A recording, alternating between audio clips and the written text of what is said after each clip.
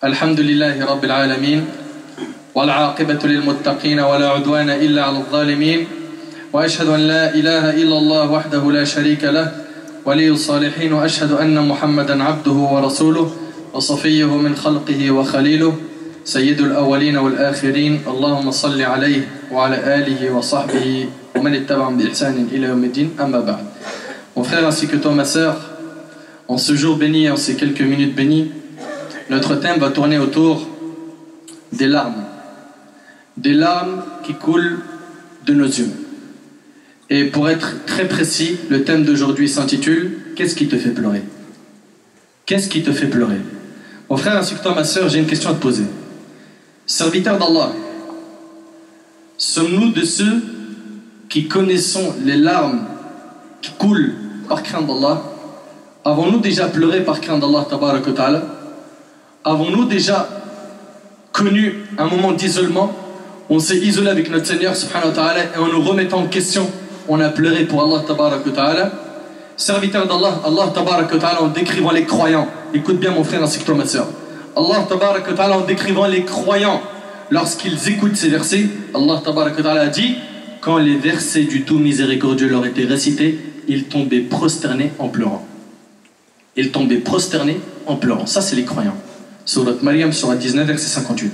Et Allah tabarak wa ta'ala a dit des croyants et ils tombent sur leur menton pleurant. Et cela augmente leur humilité. Surat Al-Isra, surat 17, verset 109.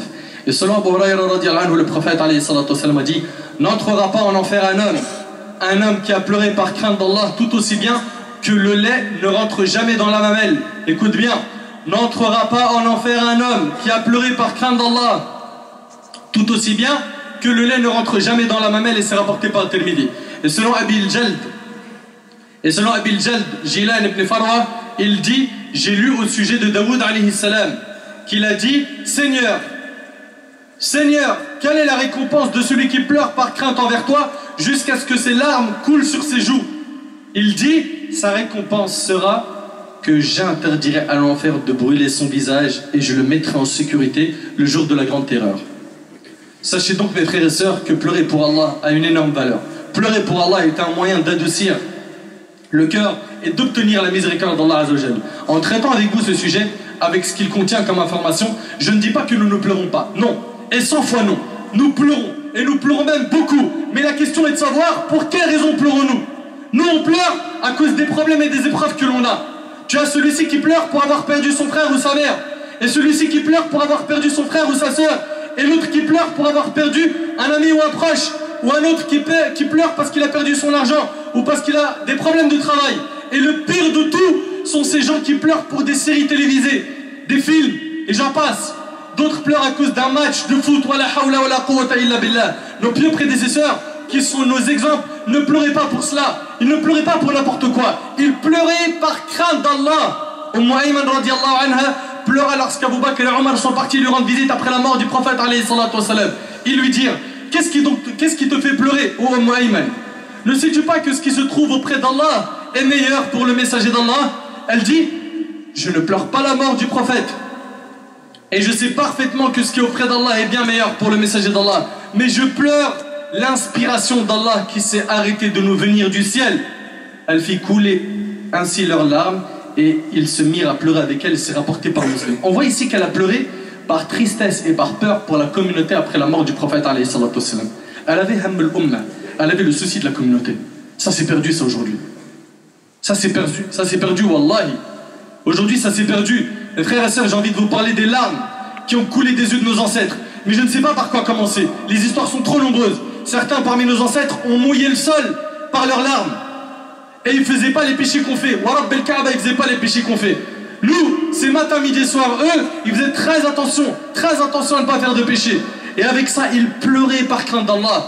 Ils ne se sentaient pas en sécurité. Quand Omar ibn Khattab radiyallahu anhu va voir Hudayfa ibn al-Yaman et qui lui demande est-ce que le prophète alayhi salatu wassalam a cité son nom parmi les hypocrites ou non, ça montre bien qu'il craignait Allah, oui ou non? Et quand Abu Bakr radiyallahu anhu, quand Abu Bakr regarde un oiseau et il dit: si seulement j'étais cet oiseau pour qu'Allah ne me juge pas. On voit qu'ici Abu Bakr il a peur et il tenait sa langue. Il dit: voilà ce qui m'a induit à ma perte. Abu Bakr il dit: ce qui m'a amené à ma perte c'est ma langue. Mais est-ce qu'Abu Bakr radiyallahu anhu prononçait ce qu'on prononce? Est-ce qu'Abou Bakr nous faisait les péchés qu'on fait avec nos langues? Mes frères et sœurs, certains parmi nos ancêtres s'évanouissaient lorsqu'on évoquait l'enfer devant eux. Certains parmi nos ancêtres tremblaient lorsqu'ils entendaient le Adhan.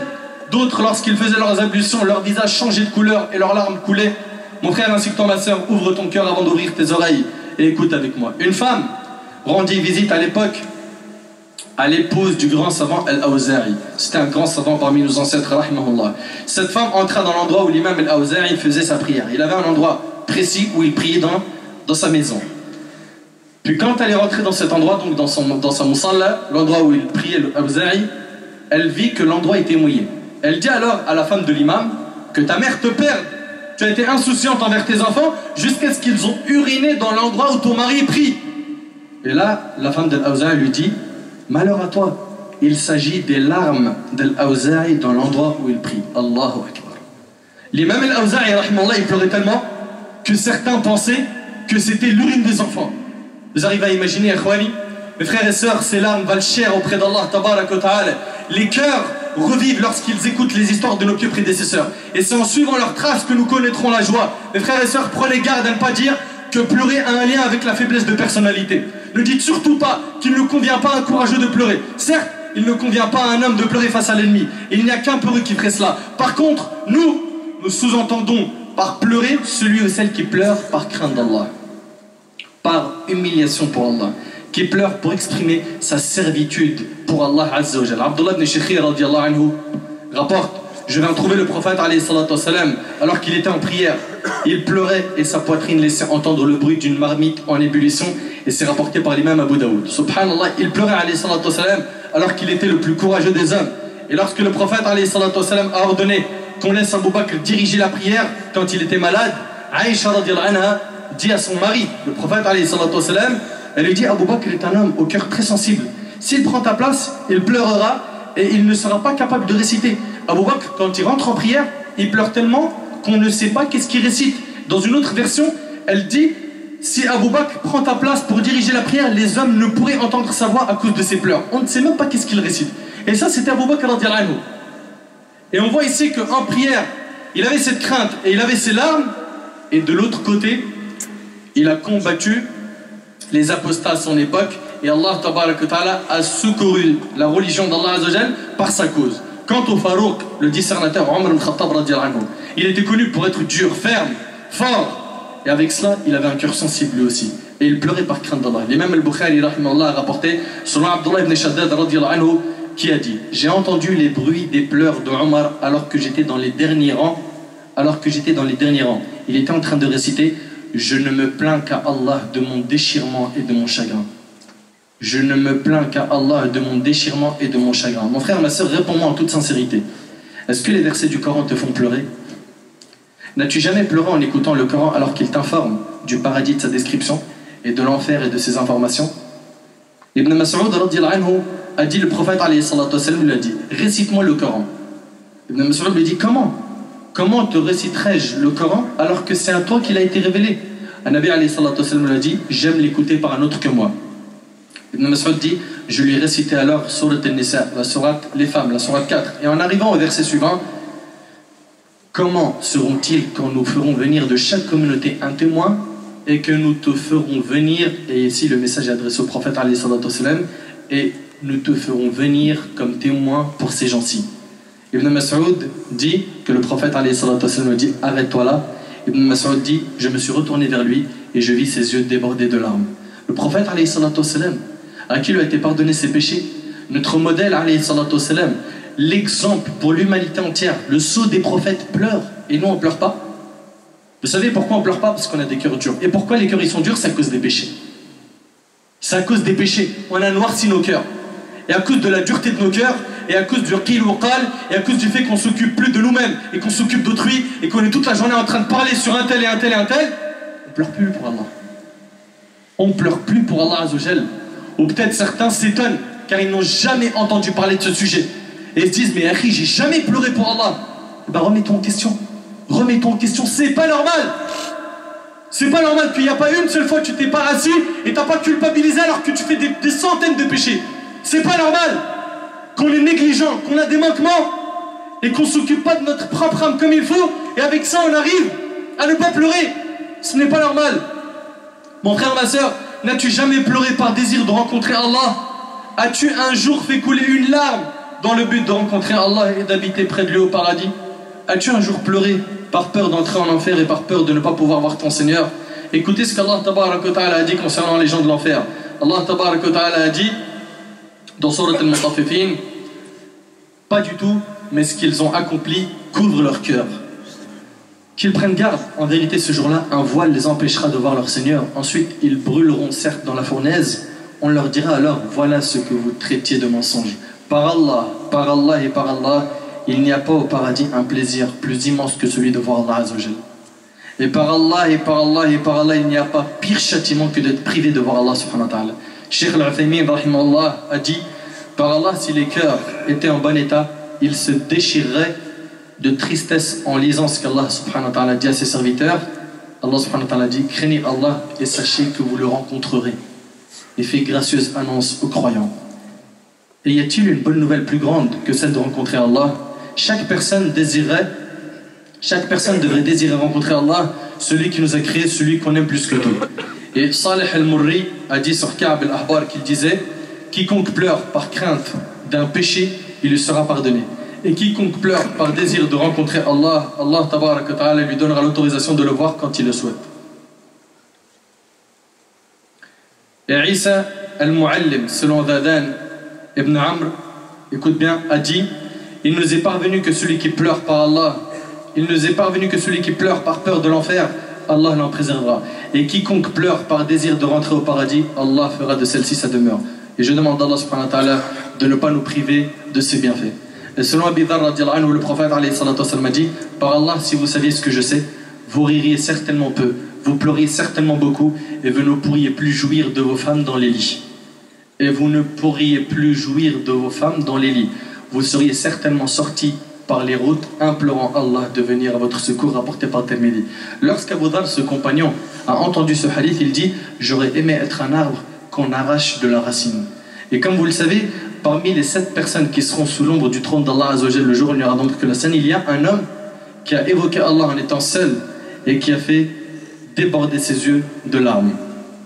Si les cœurs étaient sains, ils se seraient déchirés à cause de nos nombreux moquements. Mais hélas, nos cœurs sont dans un état d'ivresse de par l'attachement qu'ils ont pour ce bas monde. L'imam Ibn al-Qayyim rahimahullah a dit, celui dont le cœur ne se déchire pas dans ce bas monde de par les manquements au niveau des adorations et par peur, son cœur se déchirera le jour de la résurrection. Il faut à tout prix que ton cœur se déchire de tristesse à cause de tes manquements, soit dans ce bas monde, soit dans l'au-delà. À toi de choisir. Mes frères et sœurs, la différence qu'il y a entre nous et nos ancêtres les plus prédécesseurs est qu'il leur suffisait de peu de paroles pour pleurer par crainte d'Allah, alors que nous écoutons le Coran, les hadiths du prophète alayhi salatu wasallam, des histoires touchantes sans que cela ne nous touche. Sans que cela ne nous touche. Et je demande encore une fois, mon frère ainsi que toi ma sœur, tes péchés ne te font pas pleurer. Le fait que tu désobéis cruellement à ton Seigneur ne te fait pas culpabiliser. Toi qui as soigné ton apparence mais qui as un cœur mauvais. Et ce cas-là, c'est le mien et le tien. T'as jamais culpabilisé pour ta situation? Ô vous qui commettez des péchés, et je suis le premier à en faire, écoutons ce hadith. Uqba ibn Amr radiallahu anhu rapporte, j'ai dit, ô messager d'Allah, où se trouvera alors le salut? Où se trouvera alors le salut? Et là, alayhi salatu wassalam dit, retiens ta langue, que l'espace de ta maison te suffise, et pleure ta faute rapportée par Tirmidhi. Mon frère, ma sœur, pleure par crainte d'Allah, pleure tes nombreux péchés, pleure avant que tes membres témoignent contre toi le jour du jugement, pleure avant de te retrouver devant Allah, qui te fera reconnaître les péchés que tu as commis sans pouvoir nier ni fuir. Mon frère, ma sœur, pleure avant qu'Allah Azza wa Jal ne t'interroge et te dise, ne savais-tu pas que je te voyais pendant que tu me désobéissais? N'avais-tu pas honte de moi lorsque tu te cachais des gens pour commettre des péchés en m'oubliant? Mon frère, ma sœur, pleure, car celui qui pleure entre les mains de son Seigneur, il lui fait miséricorde. Mon frère, ma sœur, pleure, car l'enfant, lorsqu'il pleure, sa mère lui fait miséricorde. Et Allah tabaraka wa ta'ala est plus miséricordieux envers nous que ne le sont nos mères envers nous. Un jour, Malik ibn Dinar a fait une exhortation, suite à quoi Hawshab pleura alors qu'il était un adorateur, un ascète. Malik frappa son épaule avec sa main et dit, pleure ô Abu Bishr, pleure ô Abu Bishr, c'était son surnom, pleure. Il m'a été parvenu que le serviteur ne cesse de pleurer jusqu'à ce que son maître lui fasse miséricorde et qu'il l'affranchisse de l'enfer. Et sache qu'Allah t'accorde le succès, que tes larmes ne couleront qu'en fonction de l'état de ton cœur. Les cœurs purs ont cette facilité, tandis que les cœurs durs comme les nôtres ont beaucoup plus de mal. Et si nos cœurs sont aussi durs, cela est dû à nos péchés. Mon frère ainsi que toi ma sœur, pleure aujourd'hui pour tes péchés avant qu'il ne soit trop tard, et sache que tes pleurs sont les clés du repentir. Ibn Abbas radiyallahu anhu a dit, j'ai entendu le messager d'Allah alayhi salatu wasalam dire, deux yeux ne seront pas touchés par le feu. Un œil qui a pleuré par crainte d'Allah et un œil qui a veillé toute la nuit montant la garde au service d'Allah rapporté par Tirmidhi. Si tu veux connaître la valeur des larmes et leur impact, demande à ceux qui se sont repentis. Demande à ceux qui se sont repentis l'effet que cela fait de pleurer pour Allah. Ils te diront que cela lave le cœur. Pour pleurer, il faut quoi? Attendrir le cœur. Attendrir le cœur. Jusqu'à quand allons-nous vivre avec des cœurs durs? Allah tabaraka wa ta'ala a dit dans Surat al-Hadid, le moment n'est-il pas venu pour ceux qui ont cru que leur cœur s'humilie à l'évocation d'Allah et devant ce qui est descendu de la vérité, à savoir le Coran. Les gens qui avaient un cœur vivant, lorsqu'ils entendaient ce verset, ils pleuraient et disaient « Oh si Seigneur, le moment est venu ». Serviteur d'Allah, l'imam Ibn al-Qayyim a dit la plus grande punition qui peut atteindre le serviteur est la dureté du cœur et l'éloignement d'Allah. Et sachez que l'enfer n'a été créé que pour faire fondre les cœurs durs, et les cœurs qui seront les plus éloignés d'Allah seront les cœurs durs. Et lorsque les cœurs sont durs, les larmes ne coulent pas. Les larmes ne coulent pas. Mon frère, ma soeur, je sais qu'aujourd'hui et dans d'autres jours, tu n'as pas prié Salat al-Subh et tu n'as pas prié les autres prières. Je sais aussi que tu as été négligent dans ton comportement avec tes parents. Je sais aussi que tu as eu beaucoup de problèmes à cause du fait que tu te comportes mal et que tu parles mal aux gens. Et cette sœur qui ne porte toujours pas le hijab, vous qui vous sentez concerné, quand est-ce que vous allez pleurer et regretter tous ces péchés? Allah subhanahu wa ta'ala par sa miséricorde il vous laisse en vie. Il vous donne encore de ses biens. Vous mangez de ses biens. Il ne vous punit pas immédiatement. Il vous donne et il patiente. Et il accepte le repentir. Et la porte du repentir est encore ouverte. Avec tout ça, vous ne revenez pas vers Allah. Pleurez et regrettez dès aujourd'hui. Et arrêtez de dormir et d'être insouciant. La différence, vous savez, qu'il y a entre nous et nos ancêtres, les plus prédécesseurs, est que leurs larmes étaient chaudes. Et nous, nos larmes sont froides. Tu vas me dire, mais ça veut dire quoi ça, larmes chaudes et larmes froides? Les larmes chaudes sont celles de ceux qui nous ont précédés. C'est quand ils ratent une adoration, ils pleurent, et l'effet de ces larmes dure longtemps. Tandis que les larmes froides, l'effet de leurs larmes part immédiatement après qu'elles aient coulé. Quant à toi et moi, est-ce que déjà, nos larmes sont froides ou chaudes? Et même avant ça, est-ce qu'on pleure tout simplement par crainte d'Allah subhanahu wa ta'ala? Notre prophète alayhi salatu wassalam nous a enseigné qu'on forme un seul corps. Un corps unique, un seul corps. Mon frère, ma soeur, toi qui sais ça, les cris des sœurs veuves, des vieux et des orphelins ne te font pas pleurer? Nos frères qui souffrent en Syrie, en Birmanie, en Irak, en Palestine, ces gens-là, est-ce qu'ils te font pleurer? Leur situation, vous le savez, qu'elle est très dure et qu'ils attendent beaucoup de nous.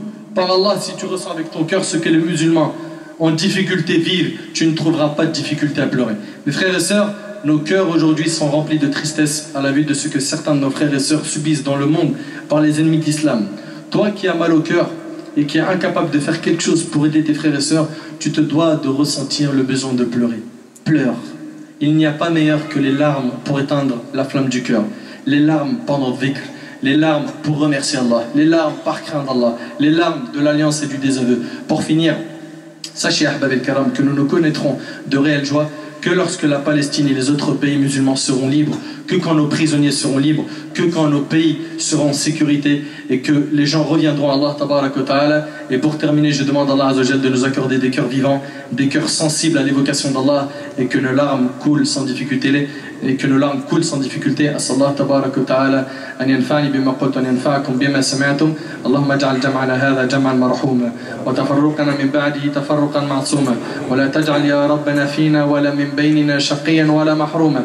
اللهم عافنا واعف عنا واغفر لنا وارحمنا وإلى غيرك لا تكلنا ومن شر عبادك سلمنا واكفنا يا ربنا من شر كل ذي شر بما شئت وكيف شئت. اللهم جنبنا الفتن ما ظهر منها وما بطن. اللهم جنبنا الفتن ما ظهر منها وما بطن. اللهم أرنا الحق حقا وارزقنا اتباعه وأرنا الباطل باطلا وارزقنا اجتنابه. اللهم يا رب رقق قلوبنا. اللهم رقق قلوبنا يا رب. اللهم رقق قلوبنا يا رب. اللهم إن القلوب قد قست فرققها يا الله، فرققها يا الله.